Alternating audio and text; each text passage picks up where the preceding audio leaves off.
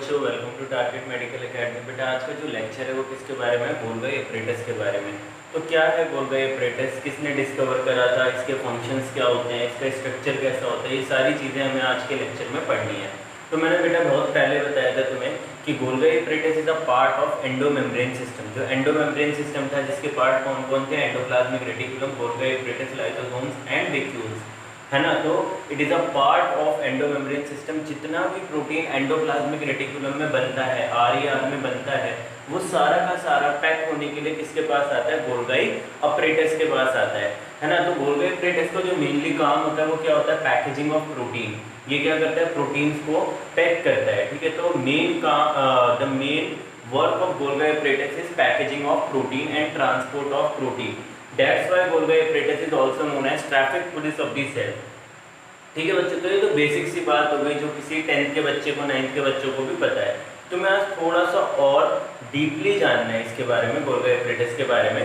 तो Golgi apparatus is first discovered by the Camillo Golgi in the year 1989, है ना। 1989 में पहली बार इसे किसने डिस्कवर करा था? कैमिलियो गोल्जी ने डिस्कवर करा था, ठीक है। These are the sacs like structure, these are the sac like reticular structure found toward the nucleus। जो न्यूक्लियस होता है उसके पास होते हैं बिल्कुल, ठीक है। सैक लाइक स्ट्रक्चर होते हैं, ठीक है। अगर तुम इसे माइक्रोस्कोप में देखोगे तो काफ़ी डेंसली स्टेन दिखते हैं, ठीक है। उसके बाद स्ट्रक्चर की बात करूँ तो इसमें क्या होते हैं? सैक्स होते हैं, ऐसे लंबे लंबे से सैक्स होते हैं। बेटा सैक्स कैसे बनते हैं?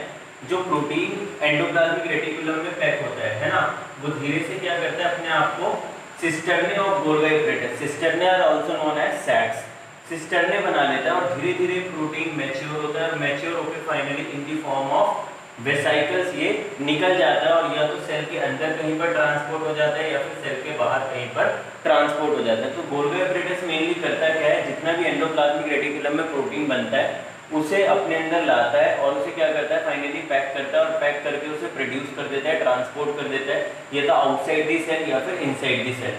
तो गोल्गी एपरेटस का अगर मैं स्ट्रक्चर देखूं तो इसके अंदर ऐसे बहुत सारे सैक लाइक स्ट्रक्चर होते हैं जो कि पैरेलली एक दूसरे के लगे होते हैं। These sac like structure are also known as cisternae of the Golgi apparatus. क्या बोलते हैं बच्चों हम इन्हें? Cisternae of the Golgi apparatus, ठीक है। इसके अंदर दो फेस होते हैं, गोल्गी एपरेटस के अंदर दो फेस होते हैं, यानी दो साइड होती है। जैसे हमारे घर का एक आगे वाला छज्जा होता है, एक पीछे वाला छज्जा होता है, वैसे गोल्गी एपरेटस की भी दो साइड है। एक को हम कहते हैं सिस फेस और एक को हम कहते हैं ट्रांस फेस। सिस फेस जो होता है थोड़ा सा कॉन्वेक्स होता है और जो ट्रांस फेस होता है वो क्या होता है? कॉनकेव होता है, यानी अंदर की तरफ धंसा हुआ होता है, ठीक है। तो बेटा जो सिस फेस होता है यहाँ पर नए नए प्रोटीन वेसाइकल आते हैं और अपने आप को गोल्गी एपरेटस की क्या बना लेते हैं? बोलो, सिस्टर्ने बना लेते हैं। फिर ये प्रोटीन क्या होता है? मैच्योर होता है। तो ऐसे याद करोगे तुम, सिस फेज इज फॉर्मिंग फेज, जिसको हम क्या कहते हैं? फॉर्मिंग फेज, ठीक है। तो ऐसे याद करोगे कि पहले कोई चीज बनती है और फिर मैच्योर होती है। बच्चा पहले पैदा होता है यानी फॉर्म होता है, फिर उसके बाद मैच्योर होता है। तो पहले प्रोटीन फॉर्म होता है, फॉर्मिंग फेज, सिस फेज से प्रोटीन फॉर्म होता है, और trans phase is maturing phase. यहाँ से मैच्योर होकर क्या होता है? प्रोटीन बाहर की तरफ निकल जाता है। तो Golgi apparatus have two phase, cis phase and trans phase. Cis phase is convex phase, trans phase is concave phase. Cis phase is forming phase and trans phase is maturing phase. So this is all about the structure of, बोलो, Golgi apparatus. Now we will read the functions of Golgi apparatus.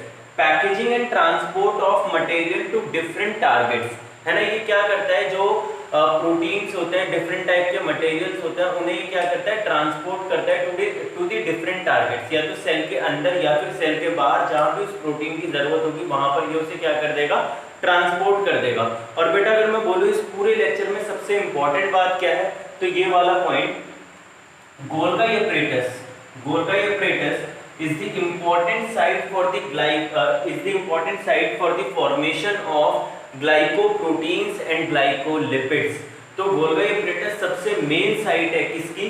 Glycoproteins और glycolipids के formation की। यहीं पर ये बनते हैं। AIPMT 2016 में क्वेश्चन भी पूछा था, which of the following is the main site for the formation of glycoproteins and glycolipid, that is glycosidation and glycosylation, ठीक है जी। तो ये सारा हमने पढ़ना था गोल्गी एपरेटस के बारे में। These are the densely stained structure, है ना, sac like structure present towards the nucleus, है ना. They are first discovered by the Camillo Golgi. They are also known as traffic police of the cell.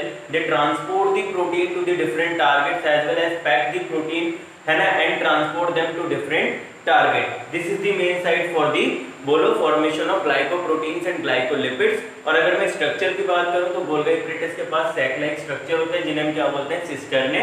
ठीक है.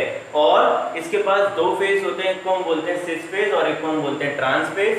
सिस phase is forming phase while trans phase is maturing phase. नए नए protein vesicle जो नए नए form होते हैं वो आप गोल्गी एपैरेटस की सिस्टर्ने बना लेते हैं. Formation of Golgi cisternae, that's why they are known as forming phase.